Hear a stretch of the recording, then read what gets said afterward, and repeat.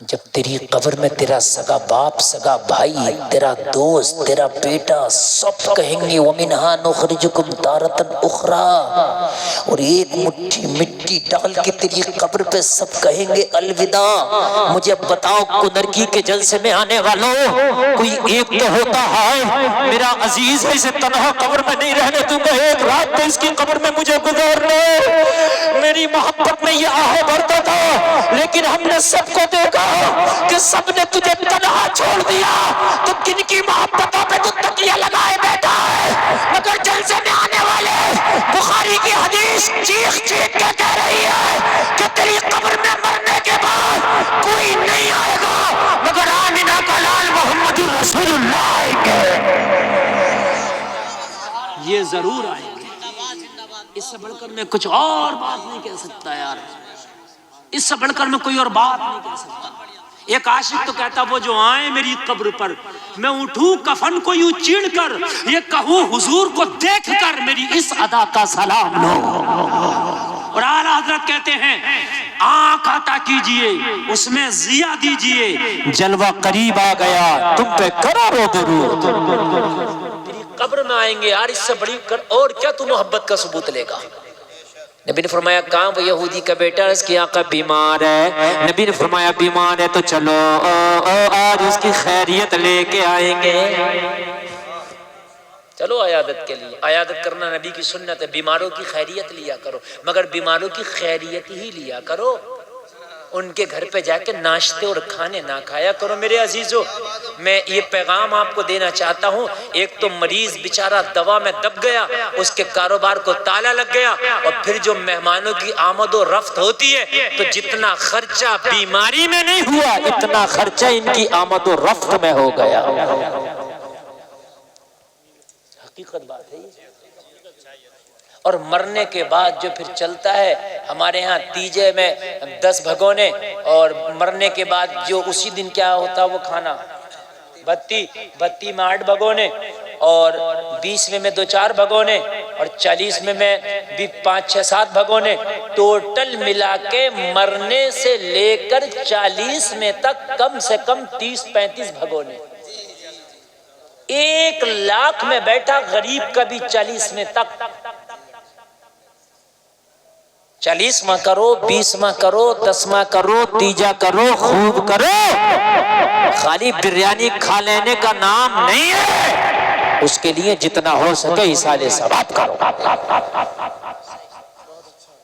میں صحیح بتا رہا ہوں میرے بھائیوں، کتنوں کو ہم نے دیکھا ہے کہ باپ غریب تھا، ریڑی لگا کے ٹھیلا لگا کے بچوں کی پرورش کرتا تھا، بیمار ہوا، بیماری میں گیا، اور اس کے بعد میں پھر اس کے اوپر کے جو اخراجات تھے اس میں گیا، یتیم قرضہ میں رہ گئے، جو بچے کو جو باپ تھوڑا موڑا گھر بار چھوڑا تھا وہ بھی بچوں نے بیچ دیا، کیا کرتے قرضہ اتنا ہو گیا۔ ہماری قوم اتنا تو نہیں کرتی کہ یتیم بچے رہ گئے، جس کا باپ مزدوری کرتا تھا وہ چلا گیا، جو ان بچوں کا چولہا جلاتا تھا چلا گیا، چلو پوری قوم چندہ اکٹھا کرو، چلو 1,000 روپیہ ڈالو، یہ جو 2 لاکھ 5 لاکھ اکٹھا ہوگا ان یتیم بچوں کو دے ڈالو تاکہ ان کا اثاثہ ہو جائے۔ اور مشورہ دیتے ہیں کتنے چنے لا رہے ہو کہ 35 کے اتنے کام نہیں چلے گا، اور لاؤ کہ نہیں ادھار لے، مشورے دے رہے ہوتے۔ افسوس صد افسوس میرے عزیزو، کسی کے لیے اچھا کرو بھلا کرو، سمجھ رہے ہیں آپ؟ اگر 5 کلو چنے بھی لاؤ گے تیجا جب بھی ہو جائے گا، ضرور نہیں ہے کہ 35 کلو آئے، اور اس کے اندر کشمش ناریل اور کیا کیا پڑتا ہے وہ نہ پڑے گا تب بھی ہو جائے گا۔ پڑتا نا اس میں کیا کیا، کس لیے پڑ رہا بھائی یہ تو بتا مجھے۔ چلو چنے تو اس لیے تھے کہ وہ پڑے گئے، اب اس میں جو اوپر سے گنتی کی وجہ سے تھے، اب یہ اوپر سے جو اس میں کشمش اور وہ ناریل اور الائچی دانے، میں نے کئی جگہ تو کاجو تک پڑتے دیکھے۔ امیری دکھا رہا نا، امیری کس لیے ڈال؟ اچھا بتاؤ ان علماء سے پوچھو کیا مقصد ہے اس کا۔ چلو بھائی ہم چنوں کی حد تک تو لڑ لیں جھگڑ لیں، لوگوں سے ہم خوب کر رہے ہیں کہ بھائی یہ ہے یہ ہے یہ ہے یہ ہے، بات ہے کہ نہیں ہے؟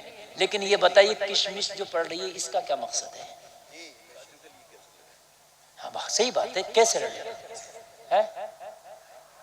ایک گاؤں کے اندر میرے عزیزو دل پھٹتا، بات کرتے ہو، رمضان شریف میں میت ہوئی، رمضان شریف میں ظہر کے بعد دفن، اور ایک شخص کا بیان ہے کہ حضرت 7-8 بھگونے کھائے بھٹی کے۔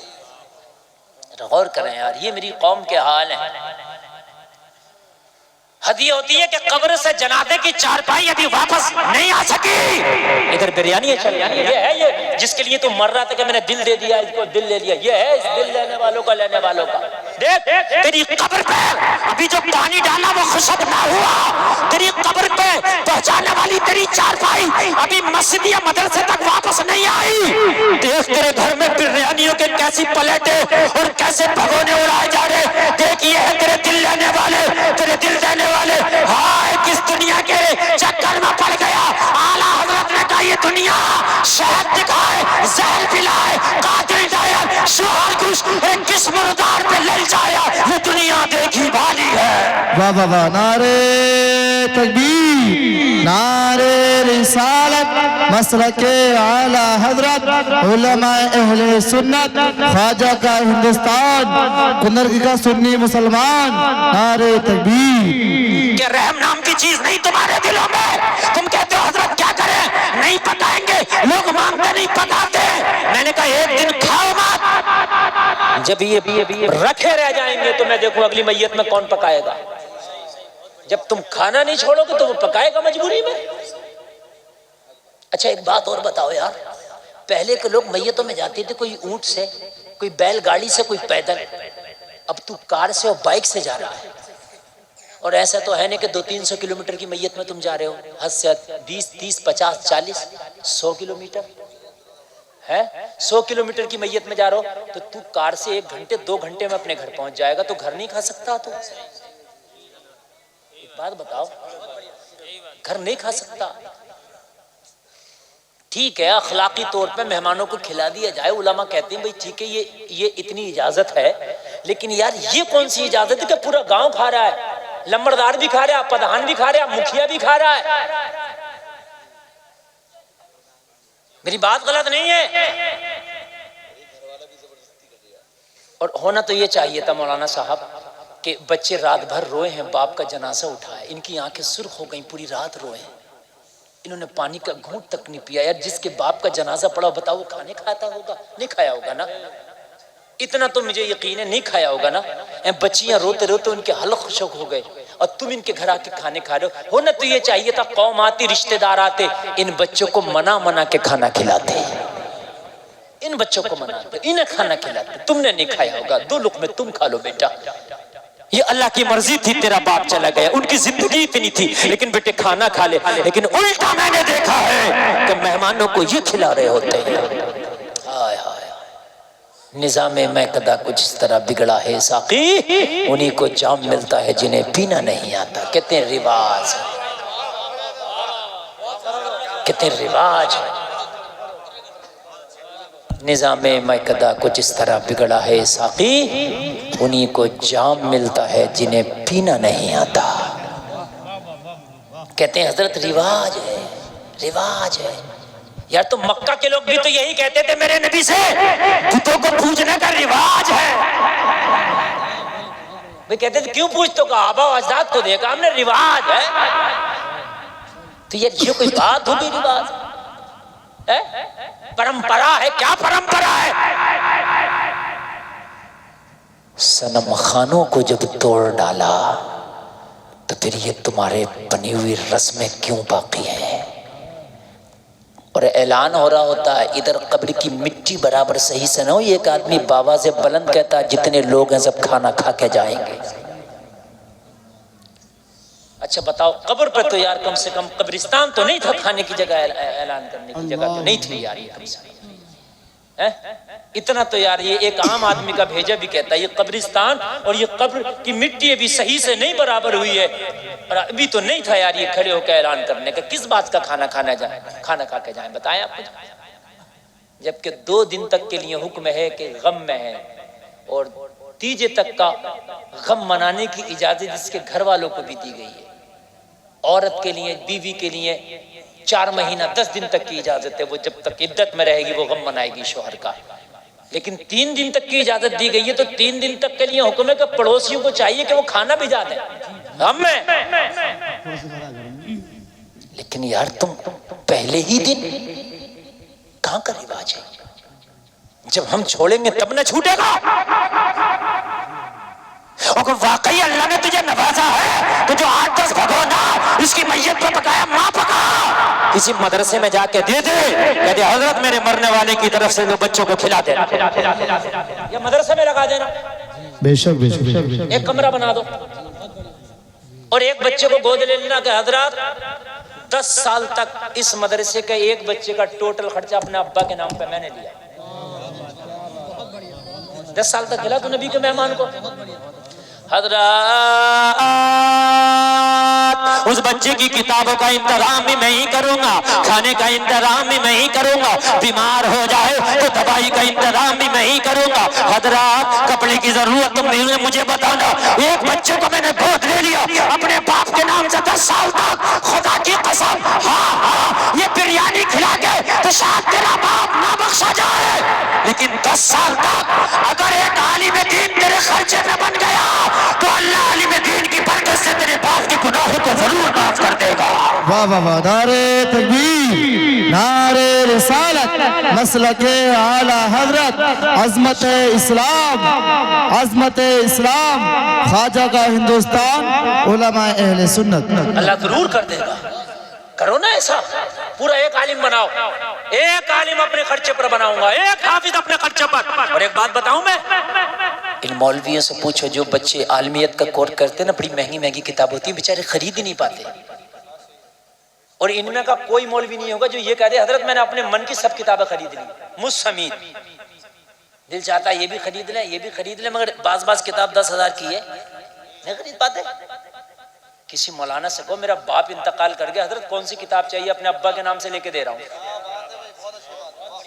اور ایک پیغام اور دے رہا ہوں علماء کی موجودگی میں، اور وہ بھی سن لیں. ایک رسم بہت چل گئی ہے، ابا مرے قرآن کی پیٹی لی، لکھ دیا برائے سالے ثواب، رکھ دی، چٹے لگے پڑے، چٹے کوئی پڑھی نہیں رہا. دولے چڑھ گئی، جگہ گر گئی. ارے کس لیے؟ قرآن تو جب فائدہ ہوگا جب کوئی پڑھے. اس سے بہتر تھا مسجد میں نہ، مدرسے میں جا کے ایک غریب طالب علم کو اس کی کتابیں دلا دے. یہ سب سے بہتر ہے، کتابیں دلا دے.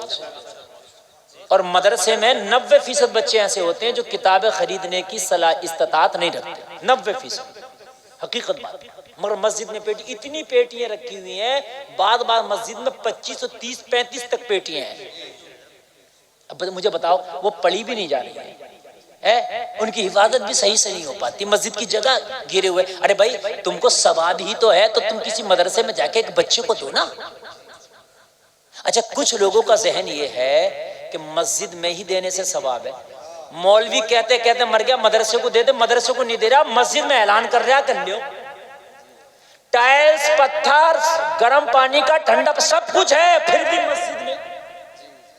مدرسے میں اس سردی کے موسم میں جا کے دیکھو بچوں کو گرم چٹائیاں تک نہیں ہیں. کتنے مدرسوں میں پرال بچھائے بچے، پرال کے اوپر جو ہے پرالی کے اوپر بچے سو رہے ہیں. آج مسجد میں دیکھو ہیٹر بھی لگوا دے گا، گرم پانی ٹھنڈا پانی، اور اس کے بعد میں گرم قالینیں بھی، اس کے بعد بھی. اچھا مسجد کے امام کو چاہے تنخواہ نہ دے مگر مسجد کا اکاؤنٹ جو ہے وہ بھرا ہوا ہوگا. امام کو بھی نہ چلی جائے تنخواہ، اکاؤنٹ بنا رہے. یہ کیا ہے یہ؟ مسجد تو بنا لی شب بھر میں ایمان کی حرارت والوں نے. من اپنا پرانا پاپی تھا، برسوں میں نمازی بن نہ سکا. اگر یہ مدرسے نہ ہوں گے تو مسجد کے نمازی نہیں ملیں گے آپ کو. خالی اٹھا بیٹھک لگانے سے نہیں ہے، مسجد کا نمازی بعد میں بنے گا، پہلے مدرسے کا تجھے طالب علم بننا ہوگا. یہ مدرسے دیتے ہیں مسجد میں نمازی. ہاں اور میرا نظریہ تو یہ ہے کہ مسجد میں خرچہ کم کرو، مدرسوں میں زیادہ کرو. مدرسے میں کرو گے عالم بنے گا، مدرسے میں کرو گے دین بڑھے گا. سمجھ رہے ہیں آپ؟ بات تو مسجد بنوا دی ہے، بڑا خوش ہے. ارے صاحب کون ہے؟ متولی صاحب نے صاحب کہا ارے میری مسجد دیکھو حضرت 1 کروڑ روپیہ لگوایا میں نے. اب مجھ پہ ایسے تاؤ دیتا پھر رہا. ارے تو نے 1 کروڑ روپیہ لگوایا تو دنیا میں ڈنڈے کیوں یہ پیٹ رہا، ڈنکے کیوں پیٹ رہا؟ مولویوں پہ جماتا ہے کہ میں وہ متولی ہوں جس مسجد میں 1 کروڑ روپیہ لگا اس کا متولی ہوں، تو تیرے ہاتھ چومے؟ نہیں بات بتاؤ مجھے، ایک متولی امام کی ٹیسٹ لے رہا، ٹیسٹ امام کا، سمجھ رہے ہیں آپ؟ ٹیسٹ، اور خود انہیں یاد نہیں الحمد امام کا ٹیسٹ لے رہے ہیں، متولی صاحب ہے نا۔ آئے آئے بس میں آگے بڑھوں، بات جلدی سے پوری کروں، بات بہت تیزی سے۔ نبی نے کہا چلو خیریت کے لیے، اگر کسی کے گھر خیریت کے لیے جاؤ، کھانا نہ کھاؤ، ناشتہ نہ کرو، اس لیے کہ وہ خود بیمار ہے، اس کے بچے اسی کی تیمارداری کر رہے ہیں، اس کے بچے بیماری میں لگا رہے ہیں، کیسے کیسے لگا رہے ہیں، قرضہ لے کے لگا رہے ہیں۔ اگر ہو سکے تو اگر تو خیریت کے لیے جاتا ہے 100 200 500 روپے بیمار کے ہاتھ میں رکھ دے، کہہ دے یار تیرے لیے کچھ کھانے کے لیے لانا چاہتا تھا، نہ لایا، پتہ نہیں ڈاکٹر نے کیا منع کیا، کیا بتایا، لے یار یہ جو چاہے کھا لینا۔ صبح سے لے کے شام تک اگر 10 لوگ آ گئے اور 200 روپیہ بھی دیا تو 2000 روپیہ ہو گیا، یار دوا چلتی رہے گی، قرضے میں نہیں جائے گا۔